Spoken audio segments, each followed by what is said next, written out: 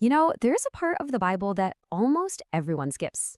And I'm willing to bet there's a hidden message in it that could change how you see, well, everything. You know the part. You open up the New Testament, ready for the incredible story of Jesus, and the very first thing you run into is a wall. A wall of names. So many names. A lot of them are hard to pronounce, and let's be honest, really easy to just skim right over. It just feels like reading some ancient directory, right? It's the genealogy of Jesus Christ. But what if that list isn't boring at all? What if it's actually a kind of coded message, a secret map that really unlocks the whole story of the Bible? Because hidden inside all those names is this incredible story of how God works, how he works through sinners and outsiders and failures. It's a map of broken lives that all point to one single person, the king of the coming world. So to really get this map, we first have to understand the world it was written for. Let's set the scene for a second. Just try to picture it. The stone streets of first century Jerusalem. There's dust rising from the boots of Roman soldiers. This is an occupied land. And the whole nation is basically holding its breath, just waiting for a rescue they've been promised for hundreds and hundreds of years. And this was a long, long wait. It all started with a promise God made to a man named Abraham, that through his family, all the nations of the earth would be blessed. Then, centuries later, another promise to King David, that his throne would last forever. But in between all that, there were centuries of failure, collapse, suffering, and exile. Empires rose and empires fell, but somehow this one promise stayed alive, carried down through these family lines. History wasn't random. It was all moving towards something. So when the New Testament kicks off, it starts by listing the very people who carry that promise. But the cast of characters is, well, it's pretty unexpected. The first thing that jumps out at you is that there are women on this list. That was highly unusual for an ancient genealogy. And it starts with Tamar, a woman with this heartbreaking story of rejection and desperation. She had to take matters into her own hands just to secure her place in the family line. And then you see Rahab. She wasn't just an outsider, she was a prostitute from Jericho, an enemy city. But because of her faith, she gets grafted right into the family tree of the Messiah. It's incredible. And the pattern just keeps going with Ruth. She was from Moab, a nation that was an enemy of Israel. By all accounts, she should have been totally excluded, but through her incredible loyalty and love, she ends up becoming the great-grandmother of King David himself. And then there's Bathsheba. Her name is forever tied to a story of adultery, murder, and just deep, deep grief with King David.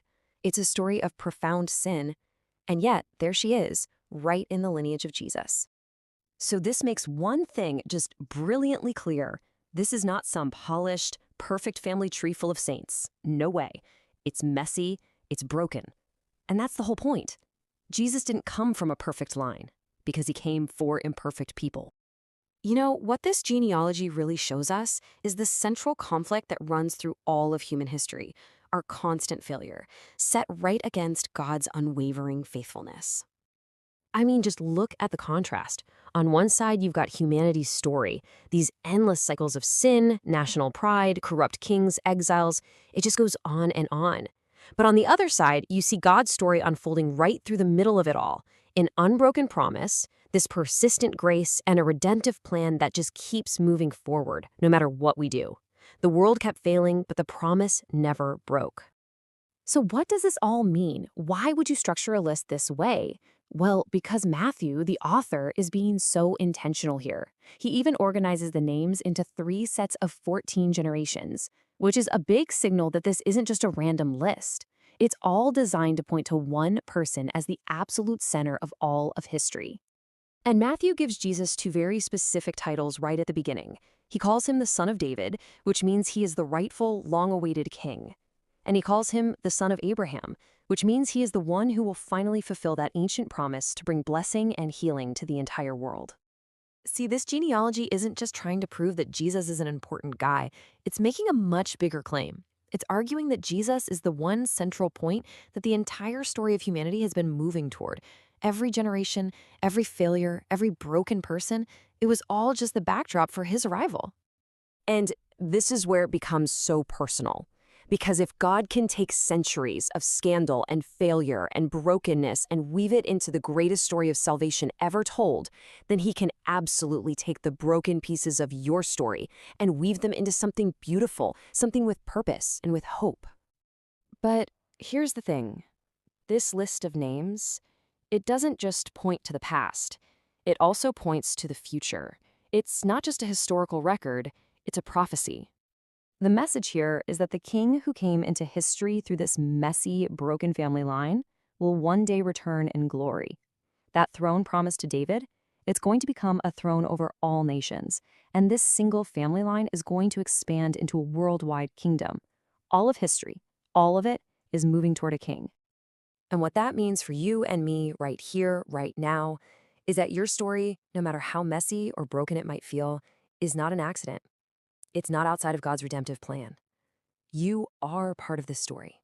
So as we finish up, I just want to leave you with a question to think about. When you look at this family tree, which names surprised you the most to see in there? And what does their inclusion tell you about the incredible, surprising nature of God's grace?